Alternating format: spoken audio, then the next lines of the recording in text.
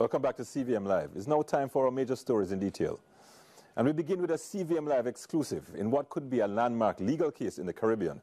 Jamaican billionaire investor Michael Lee Chin is taking legal action against the government of the Dominican Republic to recover over $300 million US.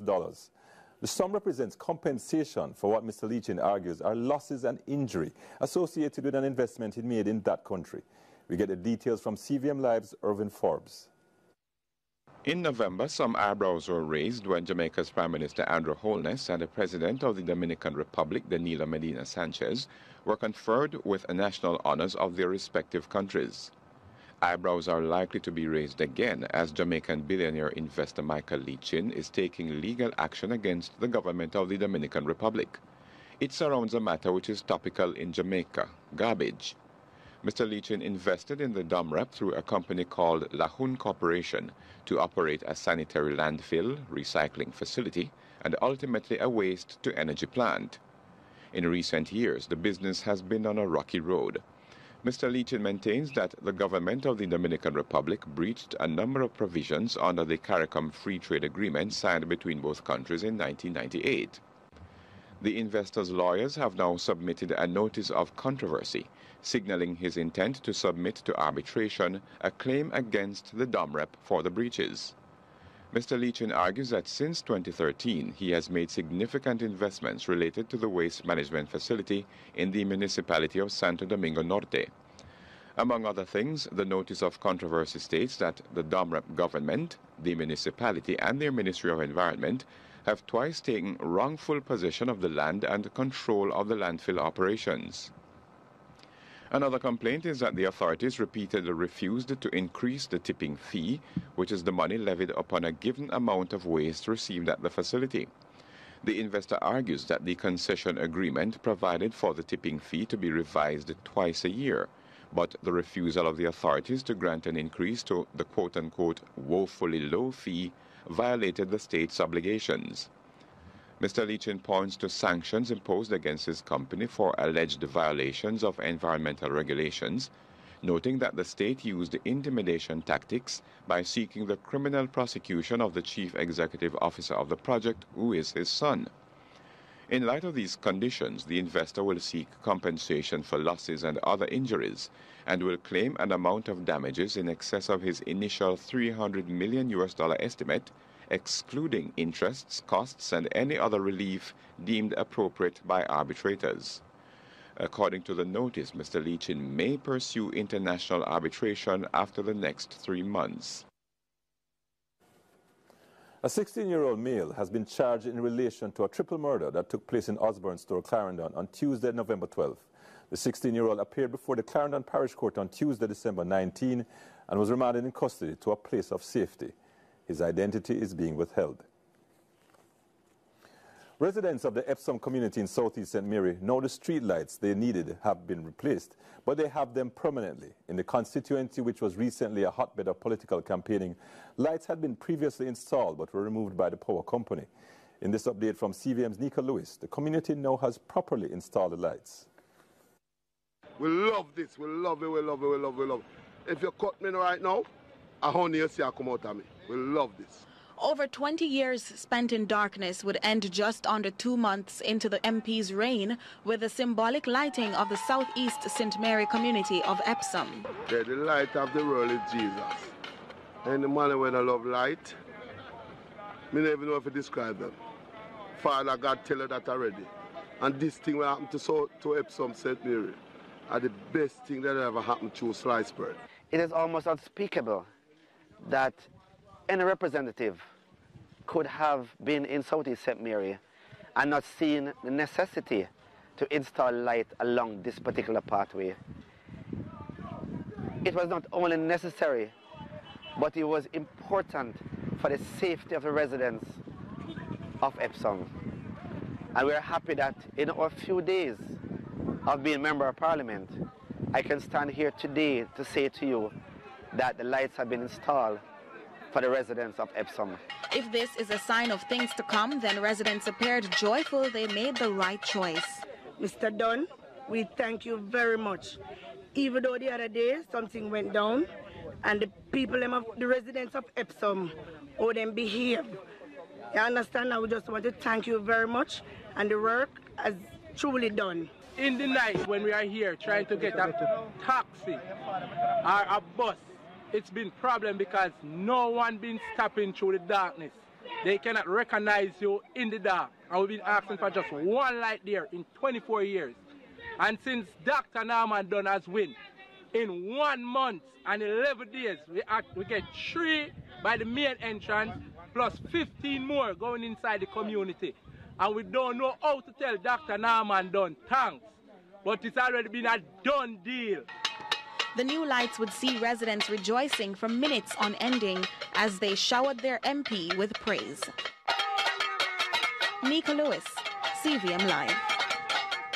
The graphic images of the demise of 2 men who were cut down in the act of robbing a number of persons in Westmoreland, now making the rounds on social media, was part of a charge to a group of youngsters. As CVM Live's Curlin Brown tells us, a senior police officer who delivered the message discouraging youngsters from a life of crime had reasons to encounter the men less than a week before. Another group of youngsters have successfully completed a sculpture welding program at the Institute of International Recognized Qualifications, IRRQ, under the USAID Community Empowerment and Transformation Project, COMET 2. During their graduation ceremony at the IRRQ Kingston campus, the 19 graduates got a dose of what some may say was a harsh look at why they should not engage in criminal activities. The message came from Assistant Commissioner of Police at the JCF's Operations Branch, Bishop Gary Welsh, and his response after being told of the fatal shooting of 2 youngsters in Savlamar on the weekend. I shouted, "Glory!" And he wanted to find out why is it that a bishop would rejoice over the demise of his fellow human being. It is because last week, Sunday, I went to Savlamar and reached out to the same group of young men and offered them an opportunity to change their lives. I pleaded with them. And you mentioned that I am pastor of a church. I left my church with members and traveled 4 hours to Savlamar to say to a group of young men, stop and turn around. They did not. And so they were stopped. The ACP instead urged the team players, many of whom were given an opportunity of turning what could be deemed negative situations into something positive, to create with enthusiasm. I must also take this opportunity to appeal to the general public through media and partners who are present here today, despite the stigma attached to the communities from which we are from, that we want to work and earn an honest bread. Because we are honest young men. We are diligent young men. We are decent young men. And now we are all qualified young men. The Grade 6 Achievement Test, GSAT, will soon be replaced by an assessment that will measure students' readiness for the secondary level of education. CVM Live's Khadija Thomas has more on this development. It is known as the Primary Exit Profile, PEP, assessment that will develop the critical and problem-solving skills of students from as early as grade 4 as they matriculate to higher learning. Speaking at the PEP Town Hall meeting at Jamaica College recently, Minister of Education Senator Royal Reid says the assessment will allow educators to customize their teaching and learning strategies to meet students' needs. So the assessment, as we talk about PEP, is not focused on placement. Right? I know parents are particularly interested in where your students are going. But it's quite interesting, as we roll out PEP next year, it will also coincide with the first time that we will place the entire cohort of students. 100% of our students will be placed in a full high school as of next year. Though it will not take effect until 2019, manager of the Student Assessment Unit, Terry Ann Thomas Gale, says the test will comprise 3 components: a performance task in grades 4 and 5, and an ability test along with a performance task in grade 6. PEP will be assessed by using content from the 4 subject areas and will be administered by the teacher within the classroom. Parents can access more information about PEP by going to the ministry's website at www.moe.gov.jm. Khadija Thomas, CVM Live. The Education Minister has announced plans to create a new system geared towards the cognitive development of children 0 to 3 years, while paying special attention to the early childhood sector. Nika Lewis reports.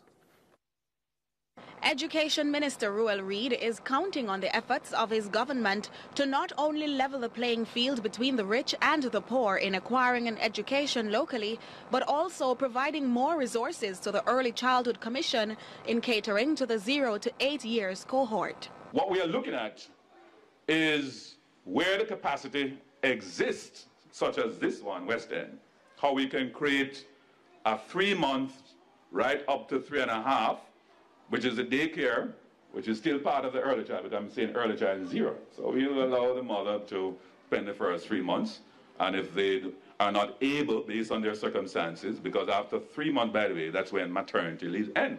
Are you with me? After 3 months, that's the end of maternity leave. So now so who would take care of those young babies if there's not a grandmother at home, where father and mother is out working? So how does the government plan on plugging this gap? He suggested a new model, much like the one being created at the multi-million-dollar early childhood facility constructed at the West End Infant School in Westmoreland, which opened earlier this month thanks to the Chase Fund and the Sandals Foundation.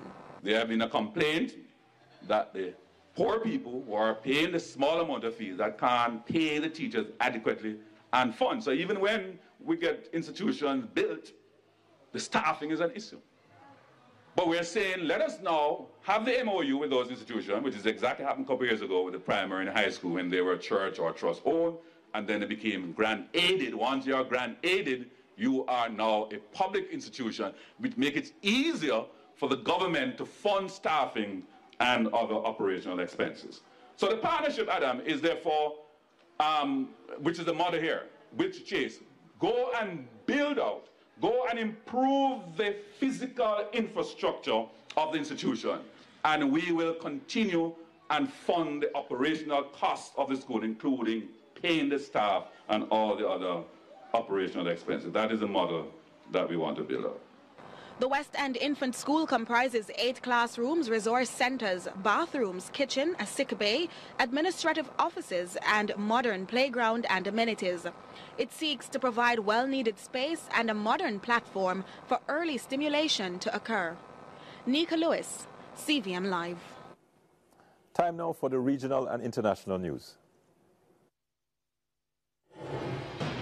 From the region, a 4.9 magnitude earthquake was felt in Trinidad and Tobago and Grenada in the early hours of this morning.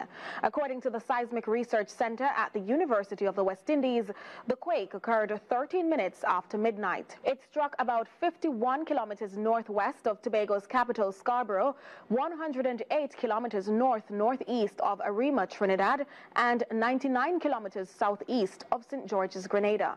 There were no reports of injuries or damage so far. While on the international scene, Damian Green, one of Theresa May's closest allies, has resigned from the cabinet after an investigation found he had breached the ministerial code. He quit after he was found to have made, quote, inaccurate and misleading statements about what he knew about claims pornography had been found on a computer in his Commons office in 2008. More from the BBC. Theresa May asked Damian Green to go, and he did. He offered his resignation as he was asked. And I think once the findings of this independent investigation had been presented to the Prime Minister, she felt that she had no choice but to ask him to go because of that finding that he had misled the public with his statements in relation to the pornographic material that was discovered on his parliamentary computer. So there were 2 aspects of this investigation into Damian Damien Green. One was about allegations made by a young writer, a young activist, about unwanted advances, and the other was about whether he viewed pornographic material on his parliamentary computer in 2008. This was during a police raid that the computers were seized.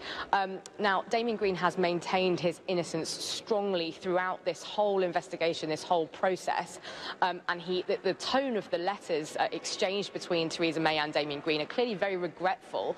I mean, I think that the first line of Theresa May's letter was that I am extremely sad to be writing this, so it's clear that this was not a conclusion that she wanted to reach, but this finding, although it was inconclusive with regards to the allegations of unwanted behaviour towards the activist Kate Maltby, it was more definitive. The findings from Sue Gray, a Cabinet Office official, they were more definitive when it came to his statements surrounding the pornographic material. He had denied that he had been made aware that pornographic material was found on his parliamentary computers back in 2008, and in fact the Metropolitan Police, the investigation found, had informed him of that, so it was that really that led to him having to go. Those were the top regional and international stories this evening. I'm Nika Lewis. Those are the major stories for this evening. Stick around for our series, 12 Days of Christmas with Nicole Wilson, and that will come your way in News Live in 5. But straight ahead is our panel discussion. Much debate surrounding the application of sentence reduction, which generated much outrage recently in a particular case, and how it compares to plea bargaining. Paula Llewellyn, Director of Public Prosecution, and Defense Attorney Anthony Williams are our special guests for our panel discussion.